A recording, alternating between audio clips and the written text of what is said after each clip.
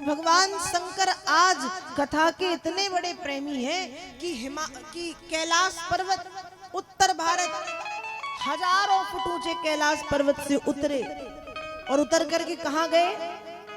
दक्षिण भारत। कहा? कुंभज ऋषि के आश्रम। क्यों? रामकथा सुनने की चाह लेकर के गई, मन में आ गया कुंभज ऋषि से कथा सुननी है, पहुंच गए।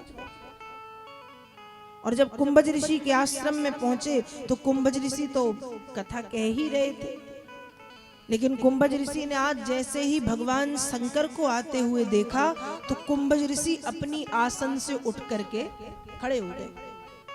अब ये विचित्र बात है, हमारे यहाँ नियम है, हमारे यहाँ परंपरा है कि वक्ता के आने पर श्रोता खड़े होते हैं। वक्ता के सम्मान में श्रोता को खड़ा होना चाहिए, ये परंपरा है। लेकिन कभी ये देखा कि श्रोता के आने पर वक्ता खड़ा हो जाए?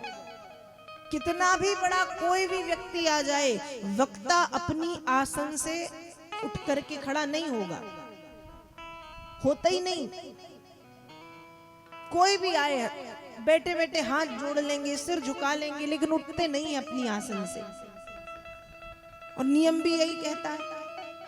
लेकिन आज कुंभज ऋषि कथा कह रहे थे और कथा कहते कहते कहते जब सामने से भगवान शंकर को आते हुए देखा तो आसन से उठकर के खड़े हो गए। क्यों? उठने का पहला कारण कि आज कुंभज ऋषि ने भगवान शंकर को केवल भगवान शंकर के रूप में नहीं देखा या एक राम कथा के श्रोता के रूप में नहीं देखा। कुंभज ऋषि ने आज ये देखा है कि राम कथा के प्रथम प्रणेता पधार रहे हैं। राम कथा के प्रथम प्रणेता, जिन्होंने सबसे पहले रामचरितमानस की रचना की, जिन्होंने सबसे पहले रामचरितमानस को लिखा, रचि महेश मानस निज राखा, पाई सुसमय सिवासन भाखा। रामचरितमानस के प्रथम प्रणेता, प्रथम वक्ता, प्रथम रचयिता कौन है?